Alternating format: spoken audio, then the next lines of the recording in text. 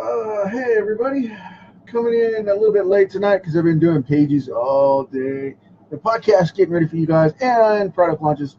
So with this one, I'm going to be sharing this live over on the page, and I'm going to bring this page tutorial.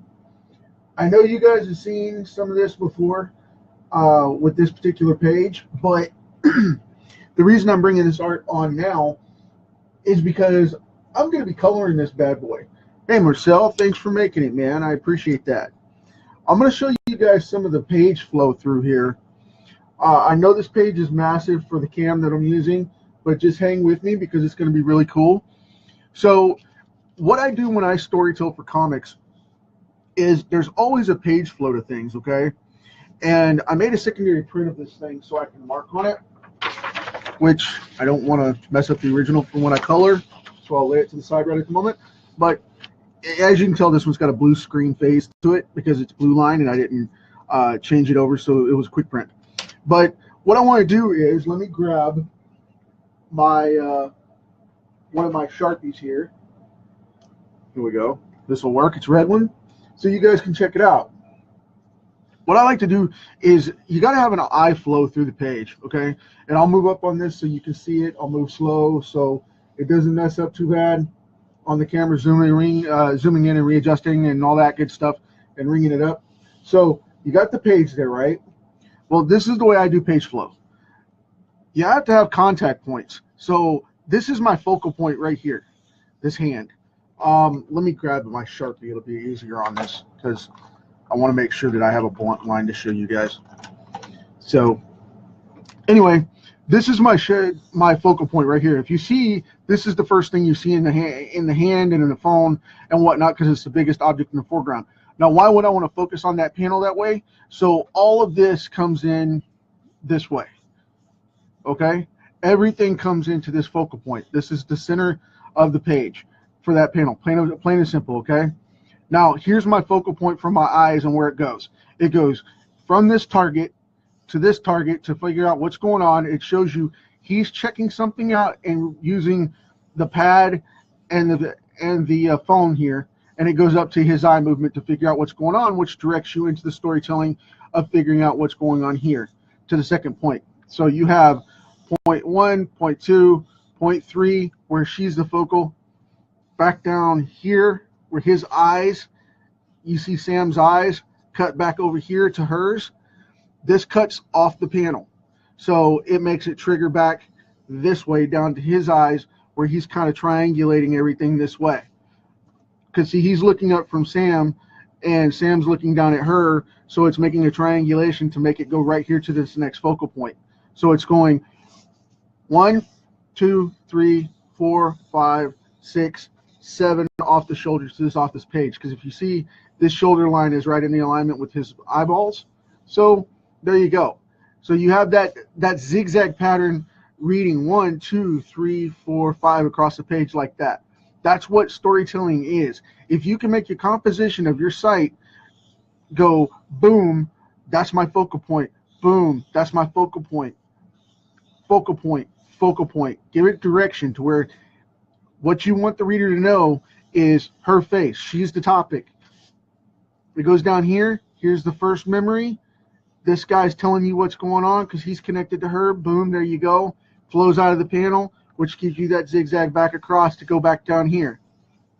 See how the eye movement flows through on the eye line? The reason you have that is so that you flow through the page. Now, when you read this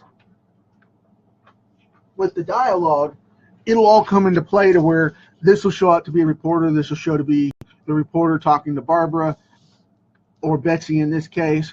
This is a flashback sequence. This is her memory. And this is the story going into the transition for the rest of the page. That's the whole topic there. Now, with that said, and that super quick overview there, I'm going to grab some of these pencils here and I'm going to start on this stuff because I want to start coloring this as the session for tonight because I want to show you guys specifically this middle panel, because what's going to happen is I'm going to be working on this in black and white as her memory over here, but this is going to transition to color on this side. So it's going to have a lot of grayscale and whatnot. And I am doing this. Yes, I am going to be doing this in pencils because of the fact that I just love the nostalgic look that it has for this particular project. Being the Night of the Living Dead, I wanted to bring it to life in its true form of grayscale, and I wanted it to have that look. So I am doing it with pencil because of the fact that I want it to have that classic comic look that this book can only have in that way. Now, I mean, I could have a colorist come in, or I could color it myself on the computer and, you know, bring it to life that way, but I really want it to have a very nostalgic look for this comic. And the reason I want to do this is because I want it to pop really, really heavy. And when I go in and do this, I'm going to blend this down with the blending pencil, and it'll be nice and smooth. And the reason I wanted to bring it together like this is because I want it to have that old 1960s original form of the film that made it so popular. Not to mention the fact that a grayscale memory flashback is really cool, because normally people like to wash them out into one form, okay? Hey, Christopher, Johnny, thank you guys for making it. Alfred, man, you're up late. Hi, Sonia. I just wanted to say hi to everybody real quick, making sure I was still in panel. But as I was saying, though, the reason I wanted to do this is because I wanted to pay homage to the original film. And this is a continuation story. I mean, I know it went into public domain, and I know a lot of people have done Night of the Living Dead, but I'm doing it from the perspective of Barbara surviving the mob when she's drugged out of the farmhouse.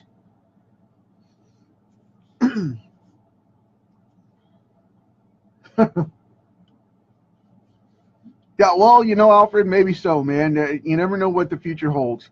So, for those of you that can't see that, he's saying that he may want one of the pages, but he's always asking me for artwork, teasing me. But I'm coloring this really, really light here because, as you can tell, Sam is a black guy, and I want it to pay solid tribute and homage to that.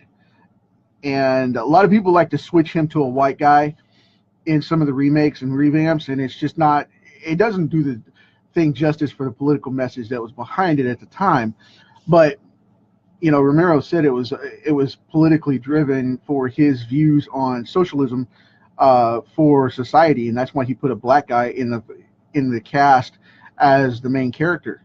It wasn't Barbara and Johnny that were the main characters. It was actually Sam. He was the only true survivor, and then he ended up getting killed by the law in the end of the movie. So, you know, that's a big thing. I'm just doing this to add some color to them, a little bit here and there. Nothing really extravagant here. I just want to kind of tone it a little bit so they look flesh colored, where I leave some of the white in their clothes, and in the background I want it to be solid. So that's the reason why I'm doing that. Color her knee just a little bit for the little girl in the background that ends up getting eaten and turning on her mom. This is the dad back here, and they're all locked in this farmhouse together overnight when the zombies come and strike. So that's what we're getting to this panel. And I love this movie. I don't care how crappy people say it is because of the way it was filmed. I don't care, you know, what people think of it. Personally, it's just a film that I resonate with, and I find it just cool. I always have. Of course, it's one of the first movies that I saw. One of the first horror movies that I ever got to see. And I was a little kid when I saw it. I was watching it with my dad, my biological father, which was a rare thing for me to get to spend time with him. So I made that connection. You know, it was one of those things. We watched it in passing, part of it on the television playing on a late weekend night. Of course, it was a replay on television and whatnot, but you know, that was just what it was.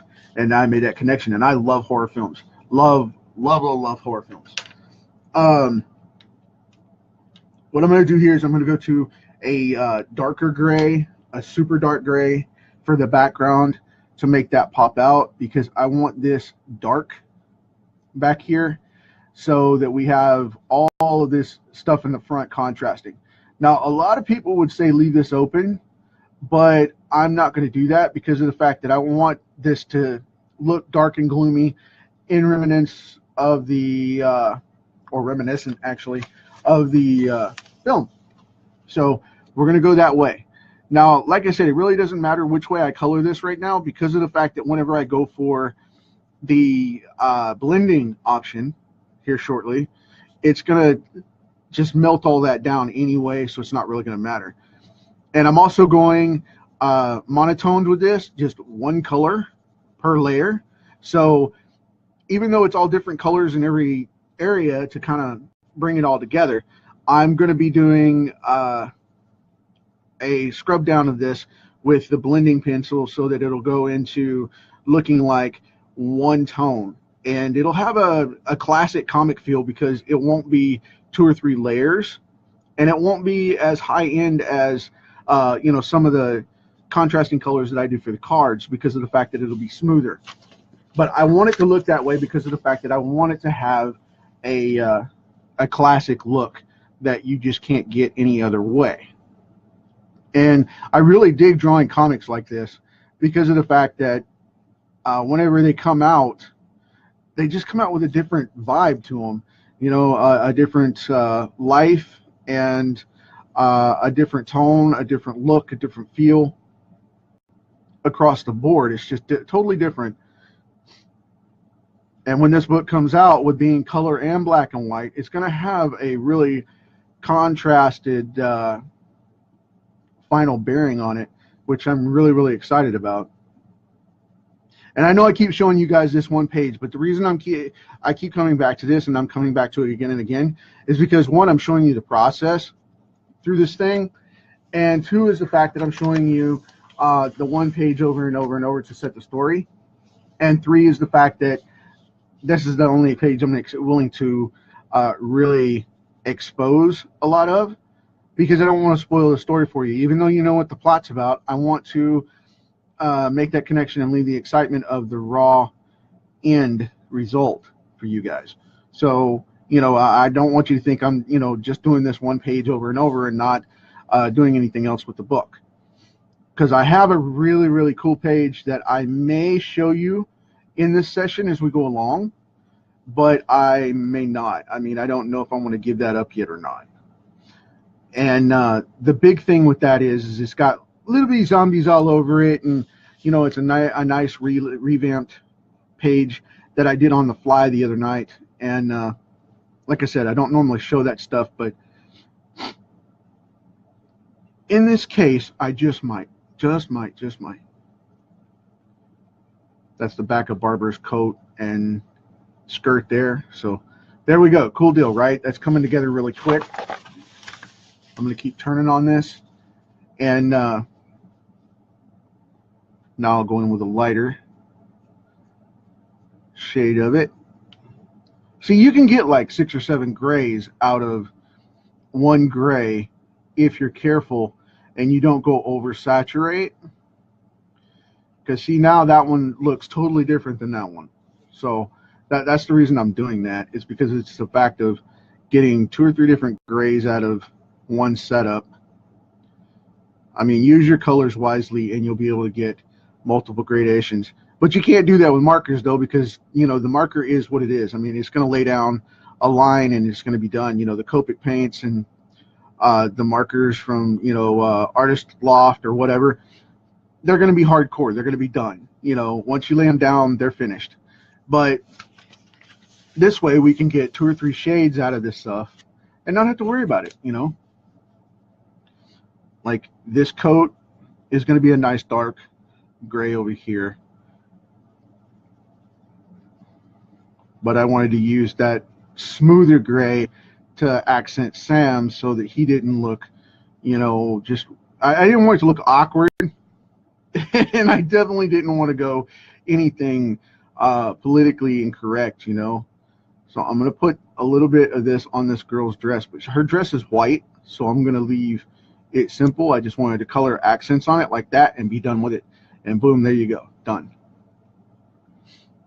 However, her jacket is going to be this light gray tone, and it's actually a light tan color, but I wanted to color it this way because of the fact that, like I said, I just want everything to be contrasting and everything to have its own hue if possible.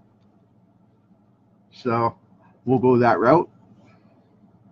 I'm gonna get the other side of that right there. Boom, done.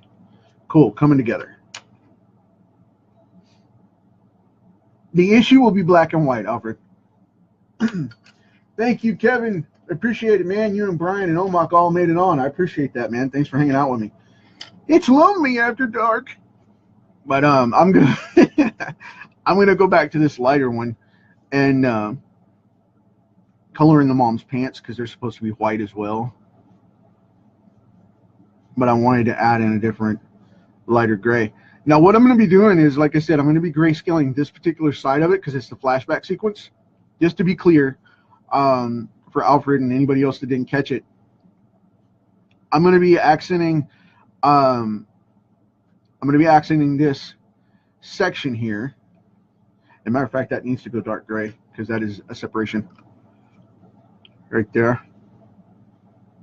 Nice and dark like the back. Nice and dark like the background. And I'm going to come back into mom's pants here, and I'm going to accent these. Now this is going to be, like I said, spot gray because these are supposed to be white. I just kind of want to accent them a little bit, and then I'll smooth that down with the pencil, with the blending pencil in a moment. But this part's going to be grayscale. This part's going to be grayscale down here in the bottom, and this is going to be color, and these are going to be color up top. This is going to be the transition for the grayscale to track back to the film. Okay, that's the reason why I'm doing it that way. Excuse my sniffles. My nose is bothering me now all of a sudden. It doesn't bother me till I start to record something. But yeah, the allergies are kicking a little there. So we're gonna get some of this done. Boom, done deal. Because she's a blonde. This little girl's a brunette, so I'm gonna come in a little bit darker. But I'm gonna do the Venom type thing where I segment it and add the darker streaks, and then I'll blend that down. And of course, I'm gonna go in with a hard gray on the headband, hard gray on Barbara's headband. That way we have that done. And then mom here is a brunette, so I'm going to give very little highlight to her. And her hair in the film is way tighter than this. I just wanted to exaggerate it to have fun with it and give her one of those 60s stay-at-home mom, 40s, 50s leftover late bloomer type of women that just, you know, exploded their hair with the salon poof thing going on. And let's see. I'm going to give Sam's shirt a little bit of gray tone here. Just spot checking it like this. Because everything looked the same in this film, and I don't want everything to look the same from my comic. You know, I don't want it to look really, really hard. But I want it to look reminiscent, okay? If you go on and check for Night of the Living Dead, the original film, you'll get to see some of this happen. And you can figure out what happened in the story and figure out what I'm talking about with Barbara making it out alive and no one ever seeing her after that. Well, I show what happens to her making it into the bushes and getting away from the zombies and making it out of the crowd, blah, blah, blah, as we go along. And I say blah, blah, blah, blowing off my own story, but the thing is I'm not actually. I just don't want to rehash the whole thing. I want you to read it. I want you to read my dadgum book, man. So that's the reason for that. Okay? Cool deal. I'm going to kind of tone that a little bit. Now what I'm going to do with this one is I'm going to come in with a black, and I'm going to hardline that in the pencil.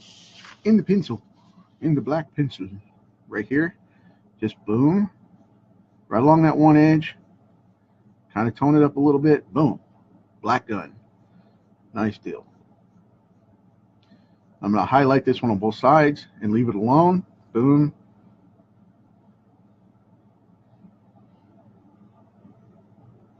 There we go. Cool deal. Just one side, because I'm going to go in and blend it. So that's done. I'm going to go up here to the barrel tip here, get the bracket,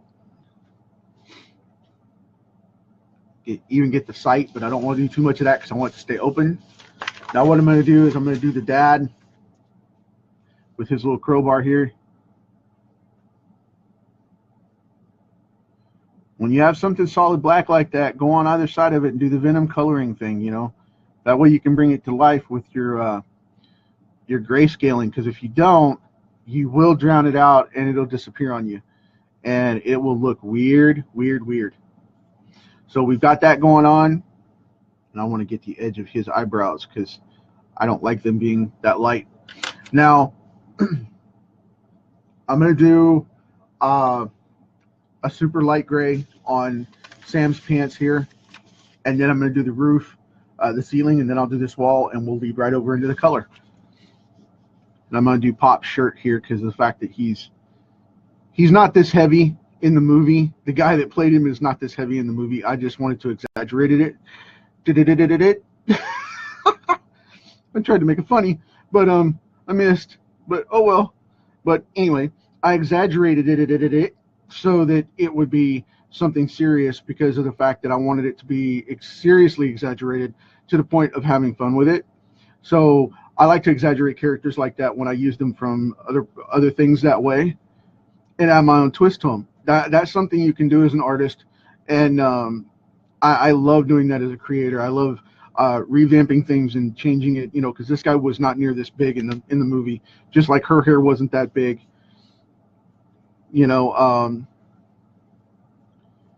But I also found it interesting because, you know, Barbara, I know I've mentioned this before to you guys, but Barbara was supposed to be, the main character, crunching on my throat drop here, Barbara was supposed to be 35 years old in that movie, man.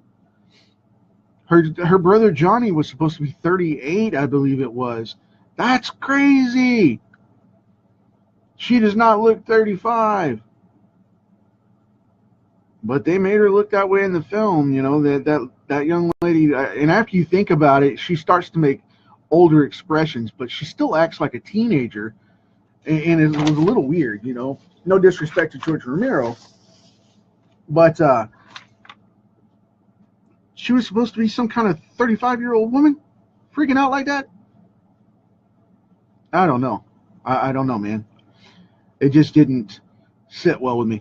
But anyway, I'm going to go over here, grab this darker gray, go back here and do this wall so I can blend this in afterward when it's colored. And I'll go black and blend the whole thing once it's done. But for right now, I'm not going to do that. I just want to bring this to life and mesh it up here. So we've got that going. Boom, done. Boom, done. And because the only light in the room comes from the ceiling, I want to set that with a really high light gray. I'm going to do that here so that we have all of that going on. And what I'm going to do is I'm going to kind of color this in like this, color in these trim spots, and then I'm going to kind of come in and feather it in this way. And the reason I'm going to do that is so I can lose all the edging and make it seamless into the picture without any problem. And then I'm going to come across the top and block it in.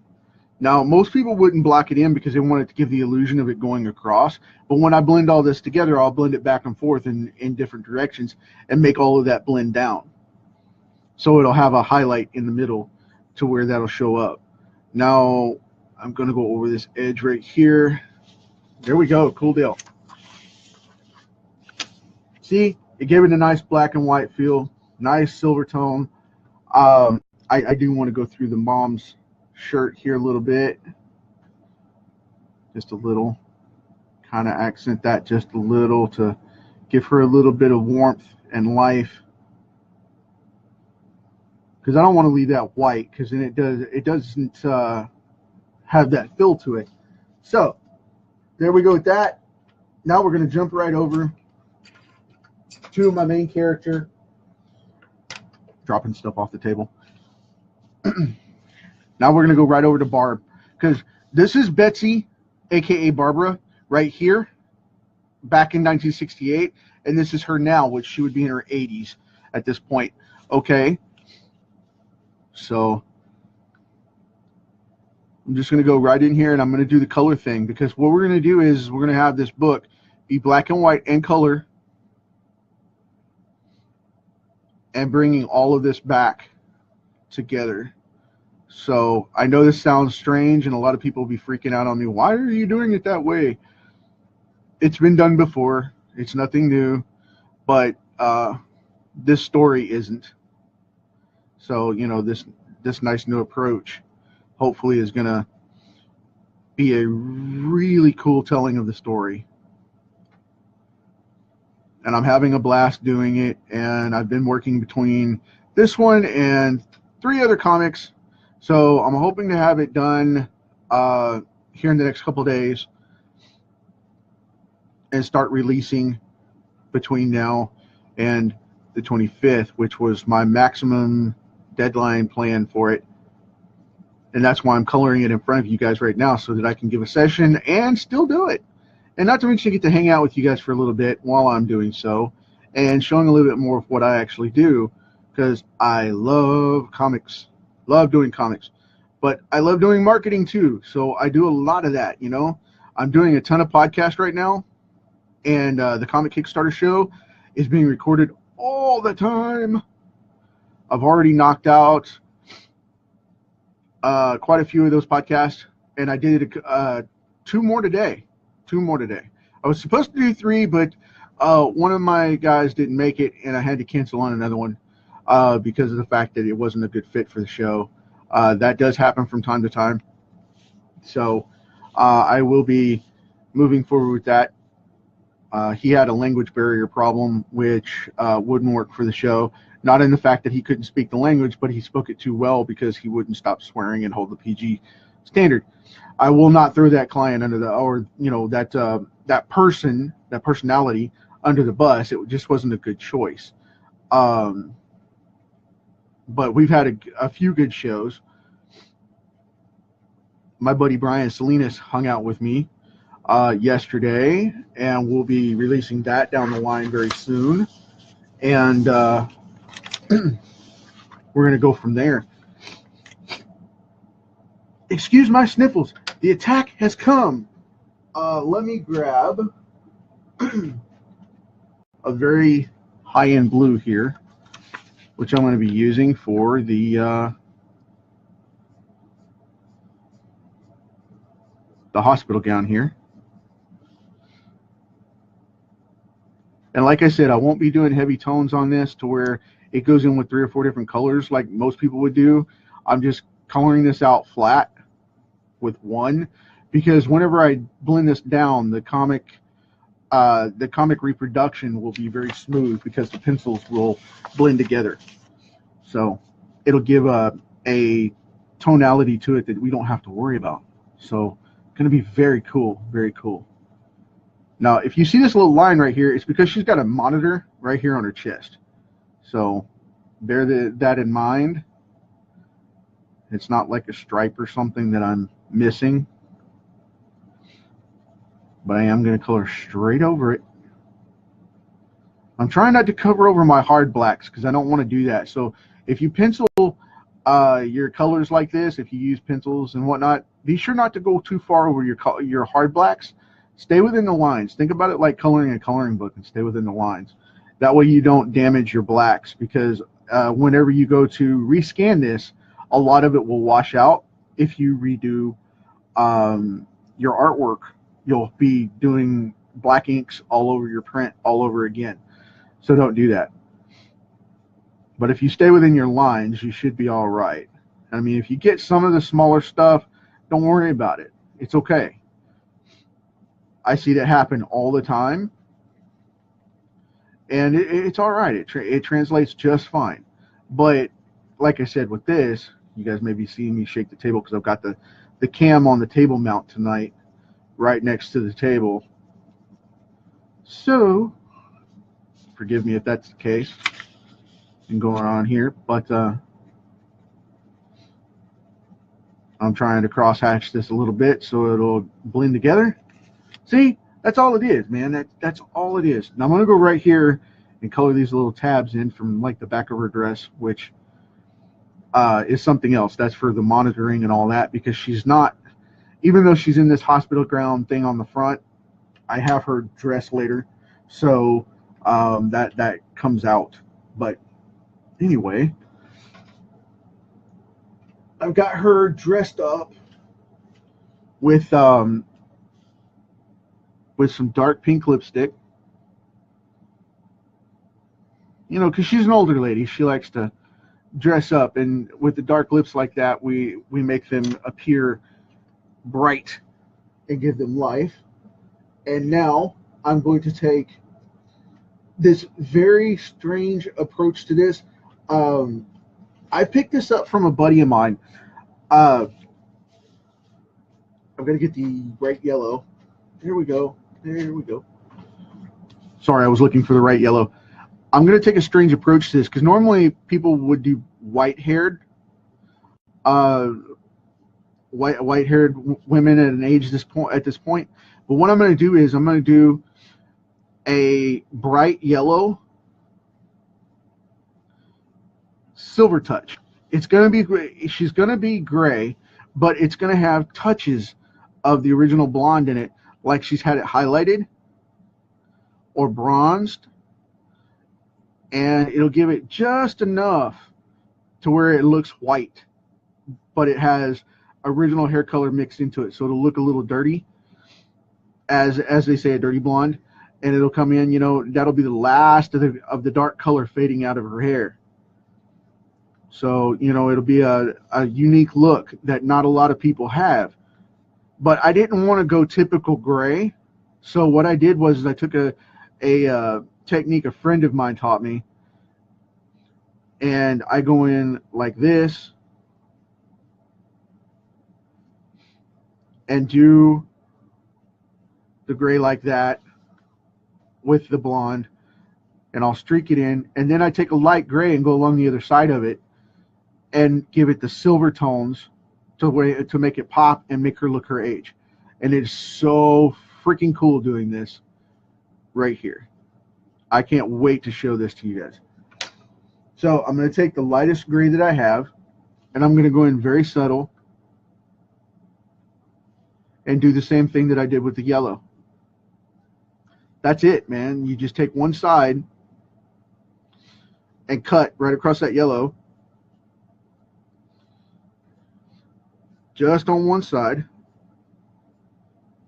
and go in and add streaks of gray or silver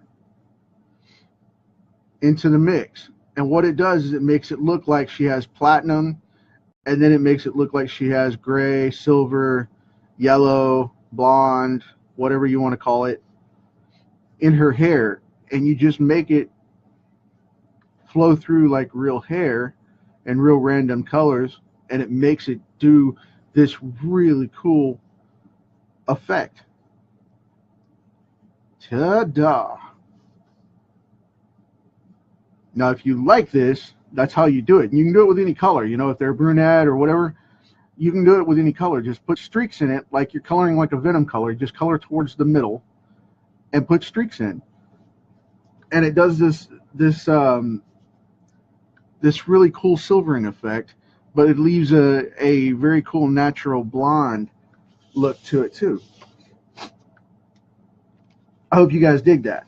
Now, what I'm going to do is I'm going to color this coupling gray so it'll pop out, and it also causes direct contrast with the flashback. So, and I don't know if Barbara actually has I don't remember if her eyes are brown or blue or whatever, but I always thought she should have brown eye, a bright blue eye instead of brown. So what I did was I picked this one.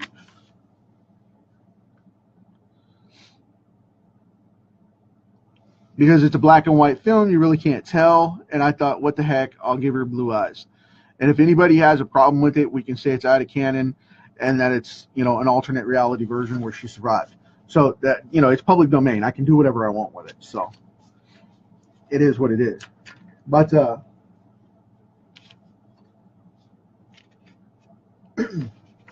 thanks, Kevin. I appreciate it, man. Rich, you made it, man. Thanks for stopping by, buddy. I appreciate that. Richard Dominguez. Dude is awesome. Okay, now we get into the background stuff. This is going to be a very cool effect, because what I'm going to be doing is I'm going to take this very bright orange here. I'm going to make sure this is the right, yep, that's the right one. Okay, cool. I wanted to take this bright orange because this is a hospital room, and they believe in going in very high color or very neutral, one or the other. This is a high-end hospital, so to contrast, because of the fact that one, she's going to be a wealthy lady, two, the fact that we want to contrast the gray over here, the gray tones, what I'm going to do is I'm going to jump on here and I'm going to color this background bright orange into the hospital. I'm literally doing that. Yes, I am. Thank you very much.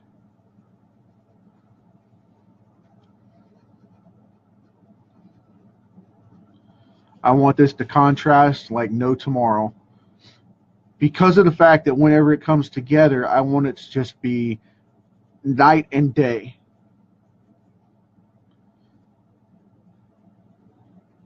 Bright, vibrant, popping, like it's supposed to be, you know. That's what we would get out of this if we did it this way. So I just realized I didn't color her other shoulder.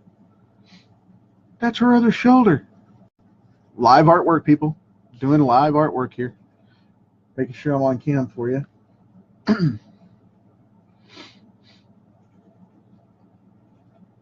So, see, that's starting to come together, right? I hope that is, because that looks really cool. I'm going to take a side step here and put some more color into her hair, because she's a brunette. I want to make sure that pops off. I didn't do that side, just while I'm thinking about it. Now, I'll get back to coloring this hospital wall real quick. And then once this comes down, once we get to this point, I will come over here right above this bed and start on this wall and go back towards the middle. Now, a lot of people don't like coloring that way, but I do, because of the fact that it keeps me coloring from corner to corner towards the middle. So if I frame it out, I did that as a kid coloring, and if I frame it out, I don't end up missing anything like I did her shoulder, like a doof, but that's all right. Because this is going to be, I don't know if I want that to be her shoulder or if I want that to be a pillow marker. I don't remember which way I went with it. I think I'm going to go ahead and use it as a pillow marker. And being that color, I want to go with the bright pink. And it's almost a flesh tone on it. Yeah, that's what that was. It was a pillow. I had to remember what I put there. Have you ever done that? Have you ever made a drawing and worked on the page so long you forgot what you put on there? I've done that. I've done that many times. I just did it now. But anyway, you do so many accent features, you can't keep up with all of it. You know what I mean? But I'm going to make that part of this pillow. As you guys can see, this right here. And these pillows are all the same color, so we're going to have 2 or 3 of them. And then I'm going to come in and shade them up. So I know it'll look like a big hodgepodge because I'm doing one solo color. But the thing is, like I said, I might do a little shading on it because of that right there, but I doubt it. Because these are high plush, big pillows that are supposed to be behind her to prop her up. And in other scenes, you can see the pillows clearly. So I don't think I'll have to explain that too much. I hope not. But it looked good, man. This is the way it looked. It looked really good, and it played out solid. So that's the way I want to do it. And I don't want her to look really masculine, so I'm going to leave that off, even if it was originally meant to be part of her shoulder, because it doesn't look like it now. It lines up with the pillow, so that's where we're going. And it's my comic, dadgummit, I can do what I want. Besides, it looks really good. So I'm going to move my long ruler here before I knock it off and bust it. Comics, comics, comics. So as you guys can see, this is where we're going with this. I want this book to have a really sharp color to it, and I want it to be really, really cool and deep with just simple colors. I don't want it to be overdone. Now there is a frame in the background there, which I have to grab another brown for,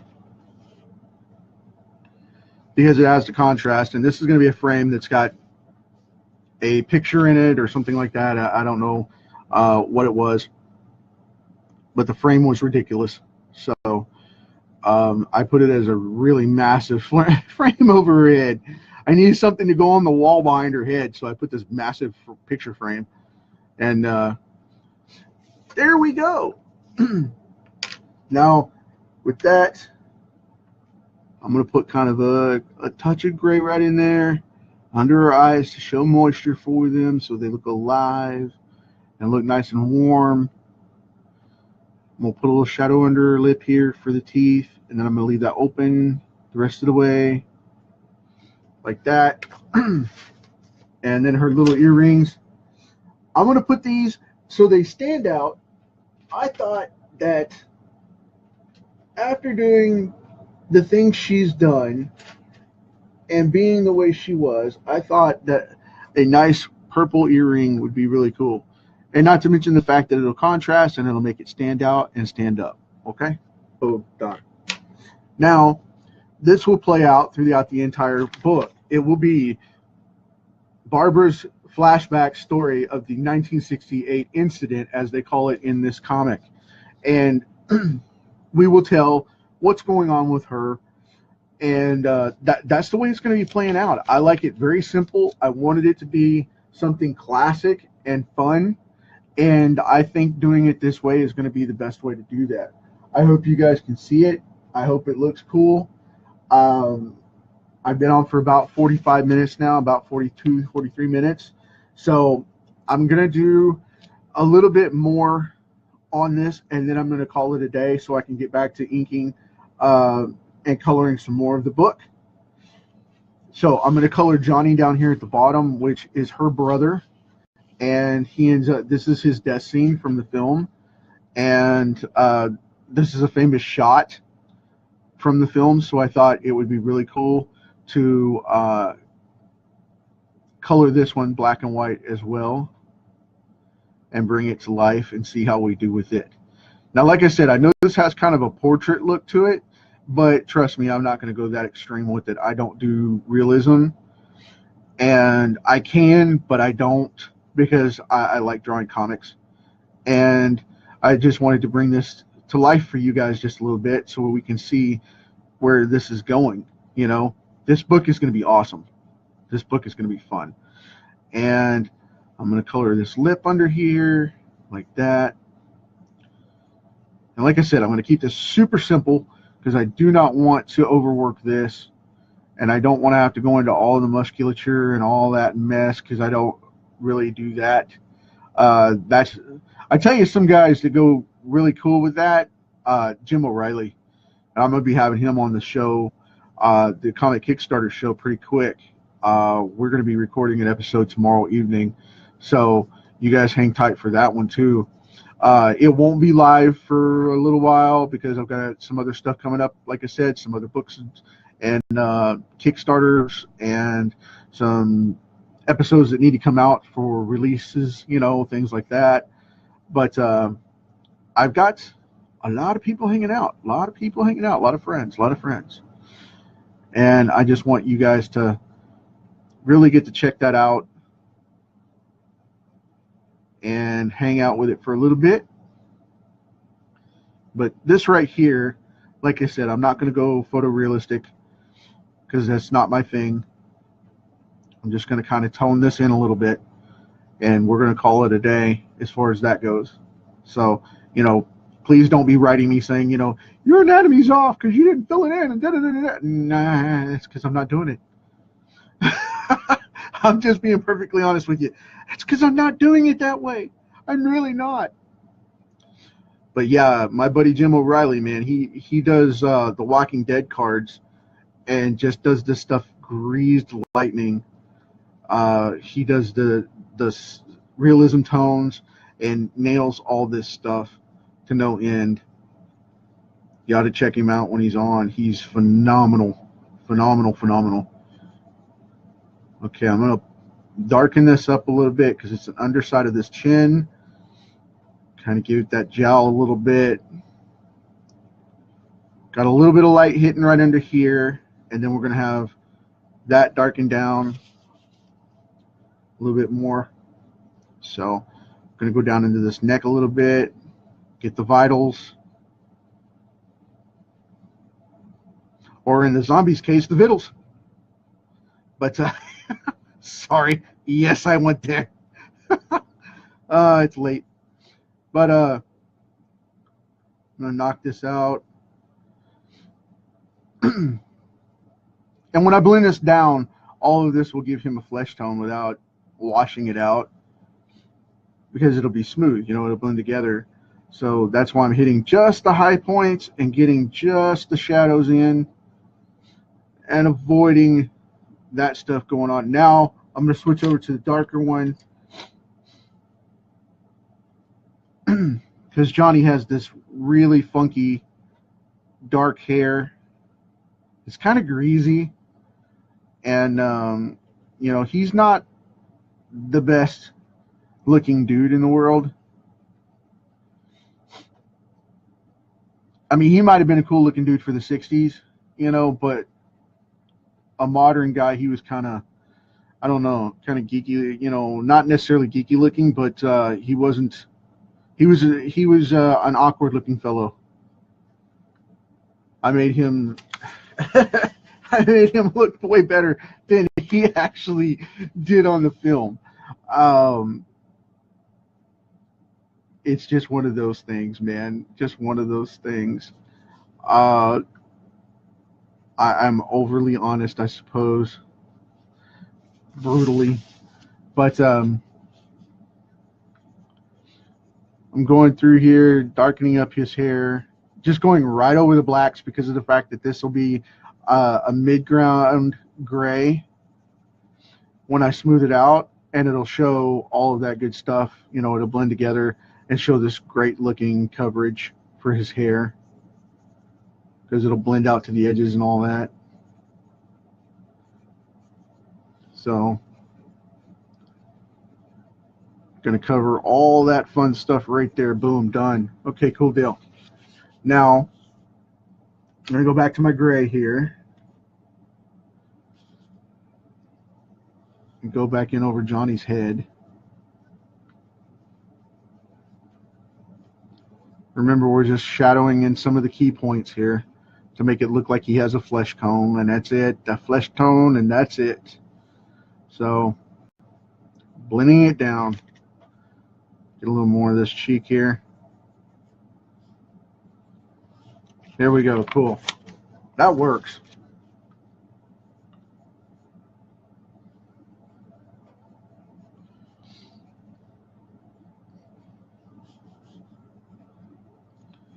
I'm trying not to color through the glasses here because I have to leave them open, so I have to color less through the glasses to make that happen. And what I think I'm going to do on the eyes is I'm going to take a very, very light gray and kind of color those in a little bit.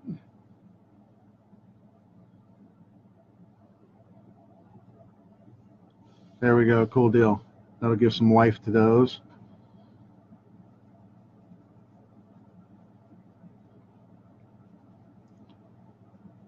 we go. Cool. All right.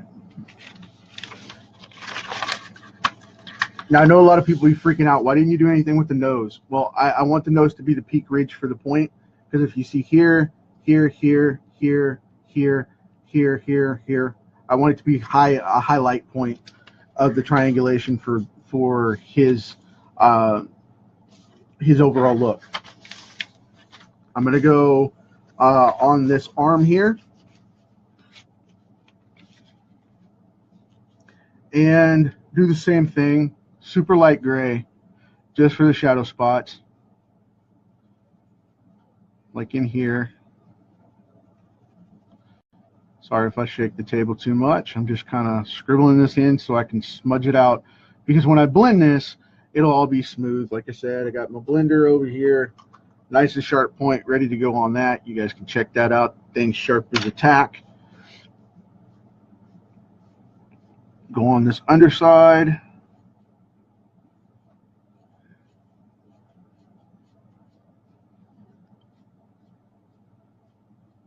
Got to make the contrast.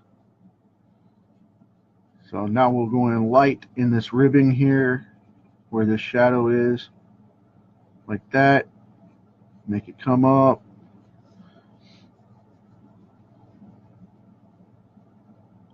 I kind of want to give this a ripple effect like that. Show the fabric kind of moving a little more.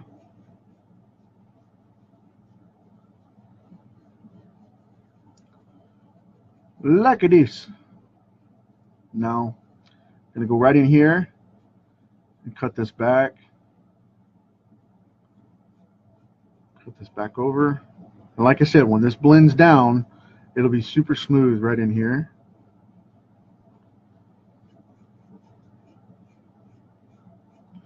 And the reason I'm feathering it like this, because even though I'm going to blend it down, I want it to go one direction. And I want it to look like the fibers. And then right in here, bubble this up just a little bit. Now, I know a lot of people are going to be freaking because I'm using pencils. And like I said in the beginning, don't freak out, because you can blend these down and they work really, really well. And I mean really well with this stuff. Okay, cool deal. Now, I'm going to take my super dark gray right here in the back.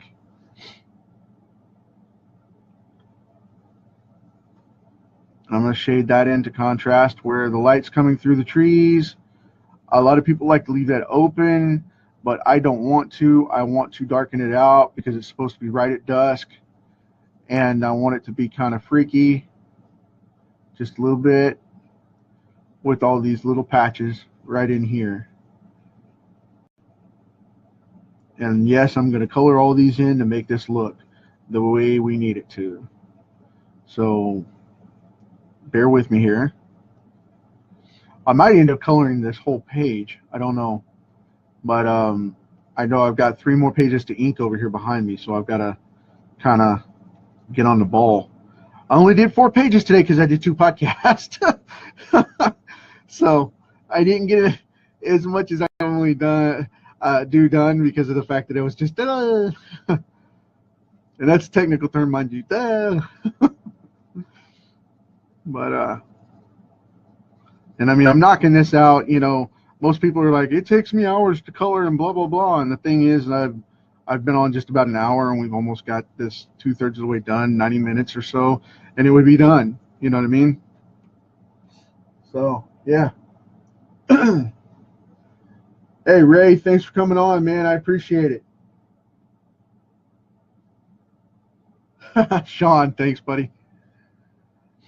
If you guys can't see this because it's on YouTube or whatever at the time, you know, or if it's on my blog, just know that the guys are giving me very kind compliments, and I so appreciate that.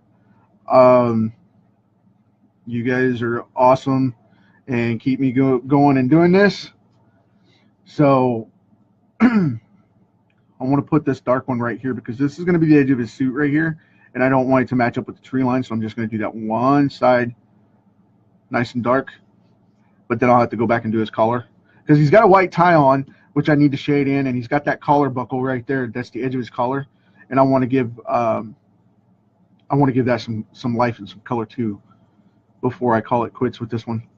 So I'm going to do that because this will blend down.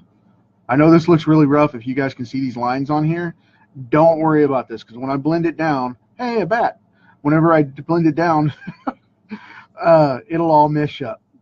So, matter of fact, I'll do a section or two real quick to show you guys how it works. So, you can go back and watch this and figure out how I do pages and flow the eye through the page, and then you can go back and see how I do the coloring for the pencil monotone coloring, making all this pop out. And I'll tell you firsthand, I worked very hard to make my artwork this vibrant so that it can hold up to one color. Okay, it takes a heck of a lot of work in your artwork to make it hold up to one color. It really does. Doing black and white comics is a pain in the butt. To everybody that did it for all those years at, you know, the pro rate companies, the mainstream stuff, man, kudos to you guys, because that stuff is bonkers. I worked very hard to make this a color dependent style and open, and it ended up being more black and white and detailed than anything else, which I really enjoy and dig.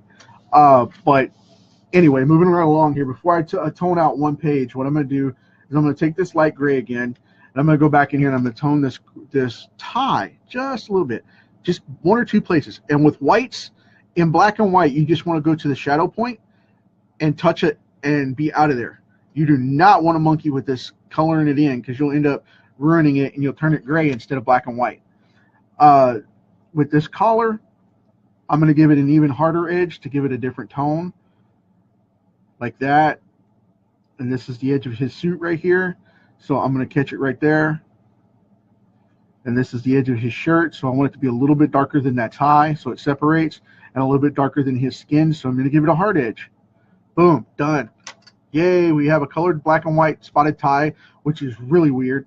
And then on top of that, we have that going on with the collar. So with that said, I'm going to show you guys how to do the toning real quick. Because right in here, I'm just going to go back and forth, lifting and setting, lifting and setting, lifting and setting. And naturally I break it off because of the fact it chips, but that's okay. But it's smoothed down. In comparison to the line work that's around it, it's really smooth. Now, there you go. Cool deal. You guys can see how that pencil just blends together. Really smooth.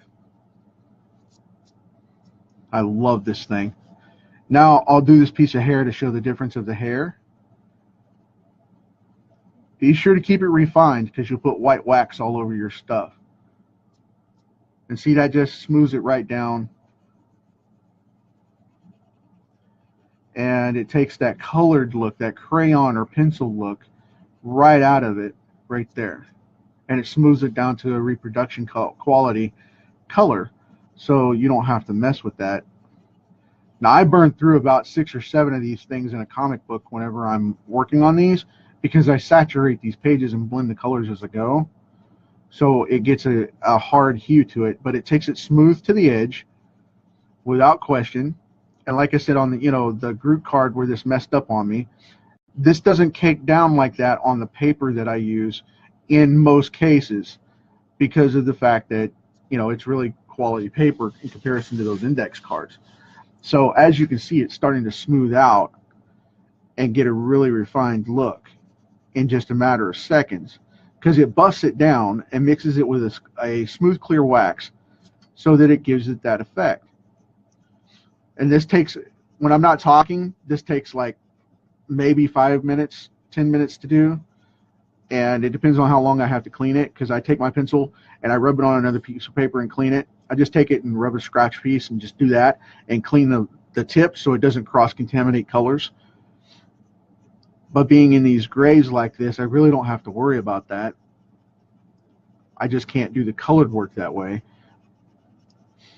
So, but just follow the groove of the color, and it will take the highlights out of it because it'll smooth it around and fill it in. And then you can just brush it off and you're done. And I mean, it looks ready to go. You know, it is production level. It is awesome stuff to do this.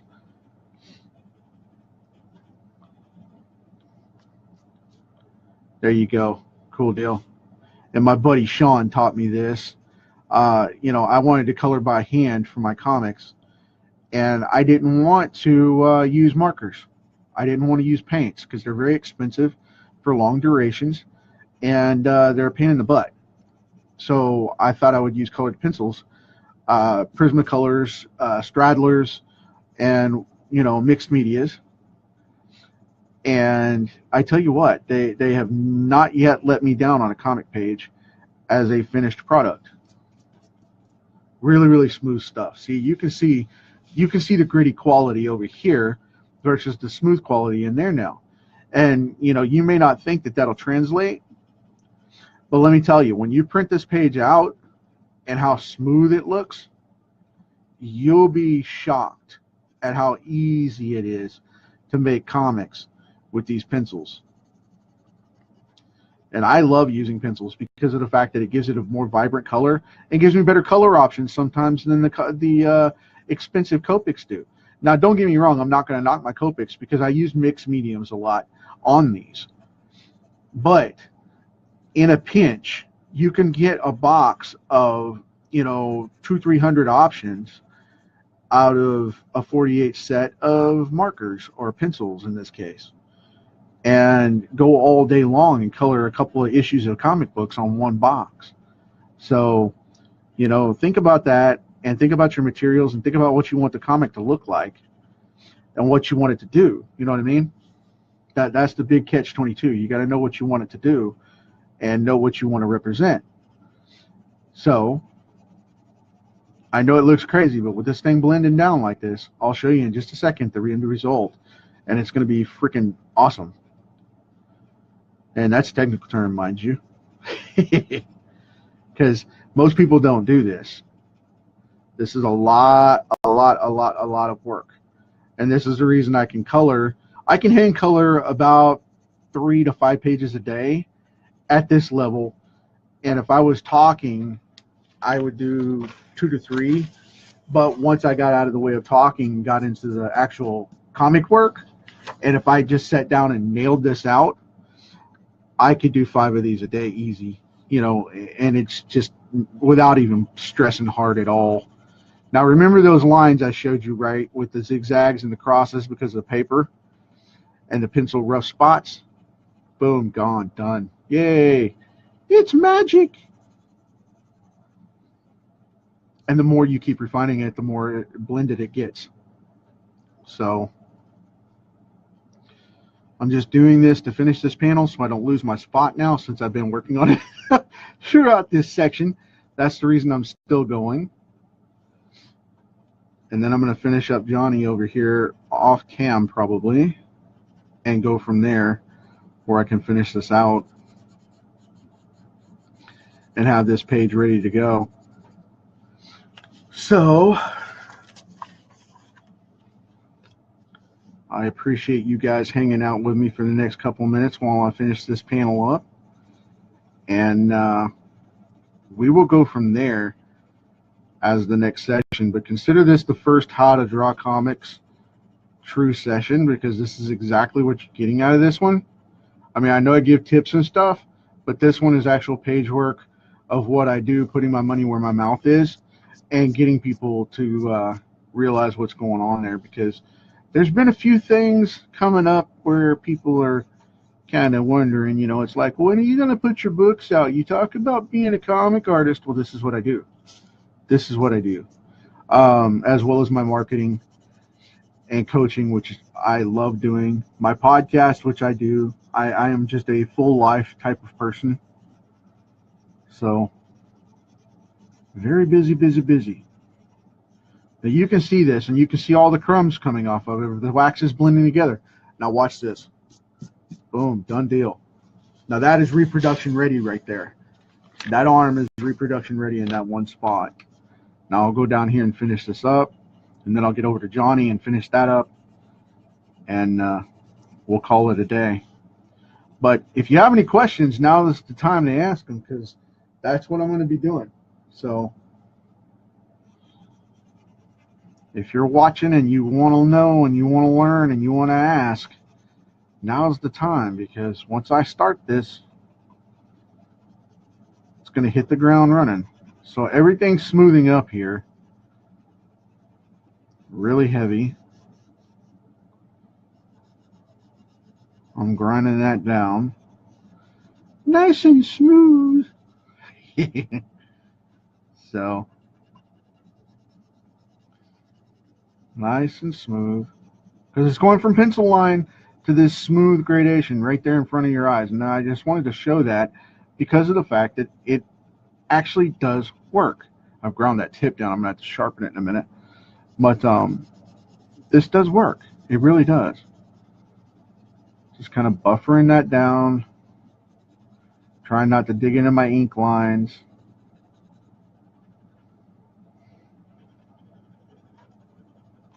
Making sure the lid's still contacting with the paper, because I don't want to make it to where the edge of the wood buffs it, because that'll make it streak and clot, and I don't want that.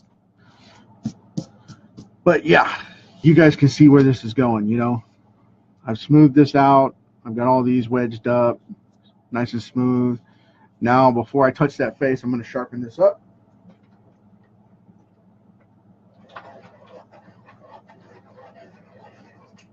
My old school pencil sharpener. My best friend. My pencil sharpener. So, gonna buff this down just a little bit. Okay? Getting that out of the way.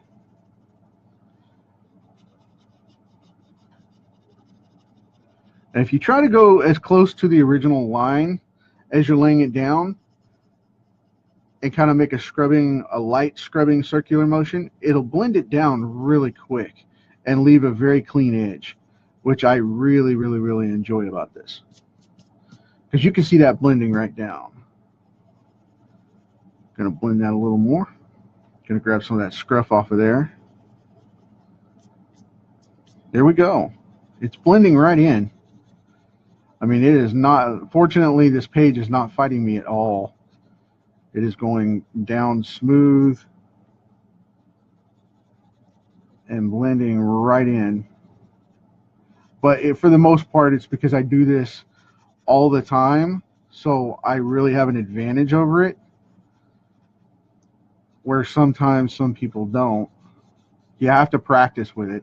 So if you're planning on being brave enough to use pencils, definitely practice with them, because they will bite you in the butt if you don't. You know, it's just like anything else. You got to practice with it. And I love the way that blends and turns into this smooth mass right there and darkens it down just a little bit. Ready to go. Cool deal. Now I'm just continuing to blend this right across Johnny's face here where I put the original. Right across that line, boom, it darkened it down. Because when it blends it together, there's no light getting through, so it actually darkens it up a little bit. Love it.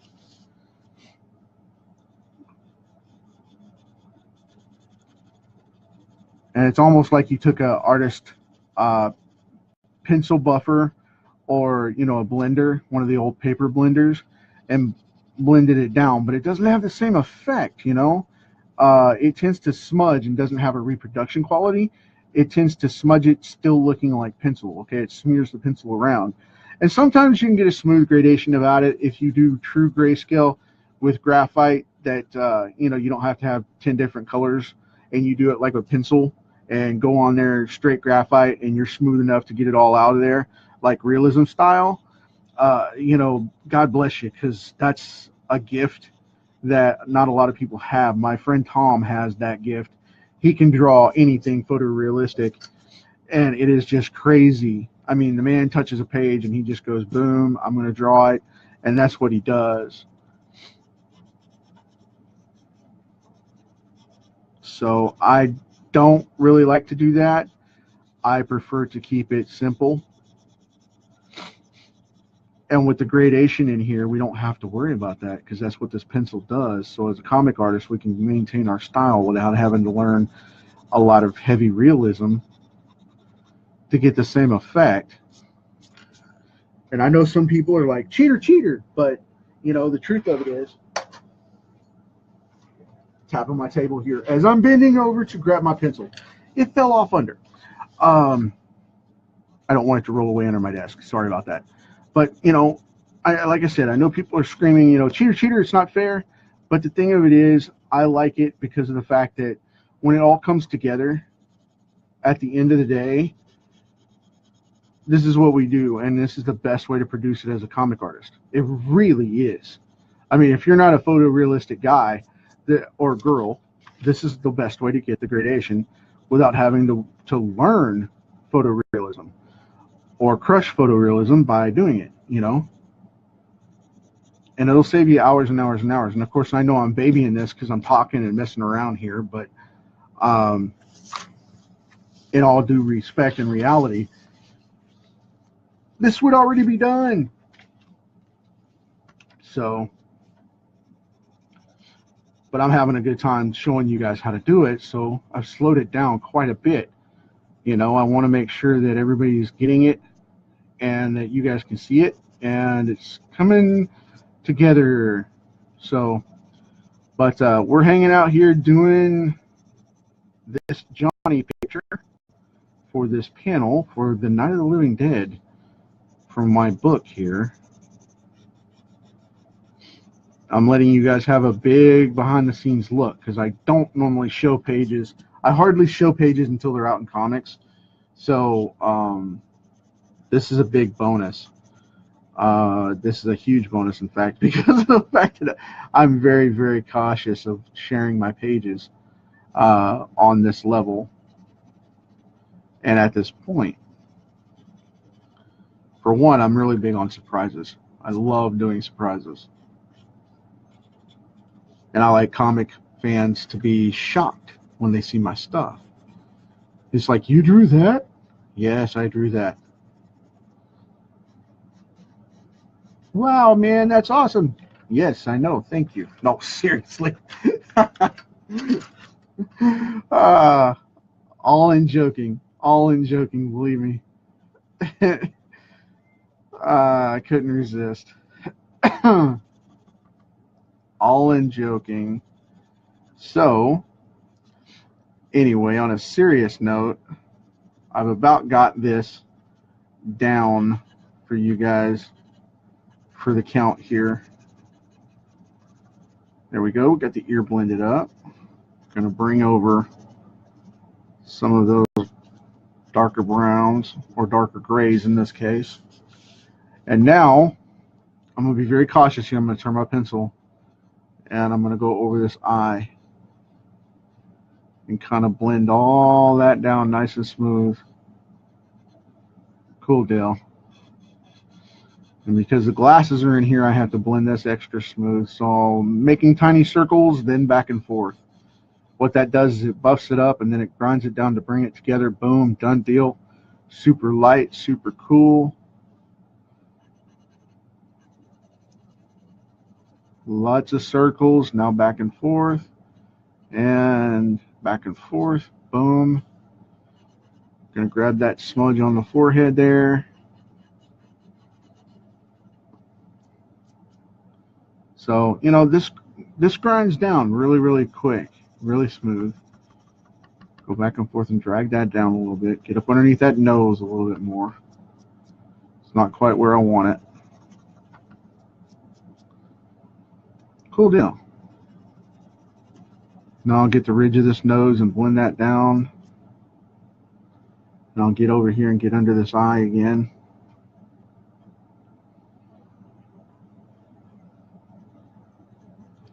Try not to get into my whites. Cool. There we go. Blend that side down. Right up here underneath this eye just a little bit. Keep that eyelid. Yeah, you guys can tell definitely that this is smoothed out. I'm going to grind at a parallel angle so I can buff that down just a little bit more. Now that's the thing. Whenever you find one that's not blending well, go a different direction with it. Cut into it a different direction. Just make sure you have plenty of lead so you don't dig into it. And then you can smooth it out. Done deal. See? Ta-da! Awesome. So there you go.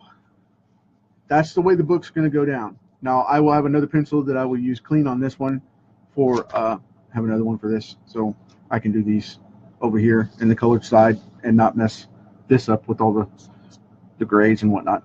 So got that going on. Got the panel for the flashback. Got her set up. Got Betsy, aka Barbara, set up. Got the reporter set up. Got Sam and the family back here for the homage to the movie. Got Johnny down there about to be eaten by the zombies. And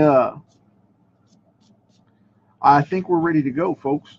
So also, if you want to see a little bit of the other one that I've been showing around, I'll show that just for a second. I know I've been getting a lot of questions for it. I will show real quick before I head out the door, because I've already got the inks well underway on this one, and I blue line these. This is page 5, one of the last pages that I've been skipping around on. And if you notice, a bunch of little zombies in the windows on the panels here.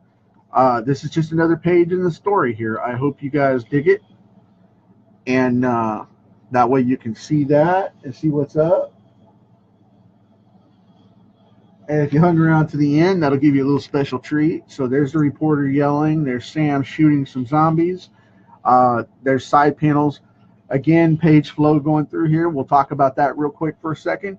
Right here, we start with the big shot of the face, close up, clip it, wonder what's going on, causing the drama, the screaming. How'd you get out of there?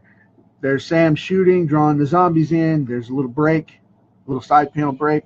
Leads over here to the next break. Oh, there's more zombies. Now this shows where Barbara's gotten out of the house after she's been drugged out by Johnny and the rest of the zombies.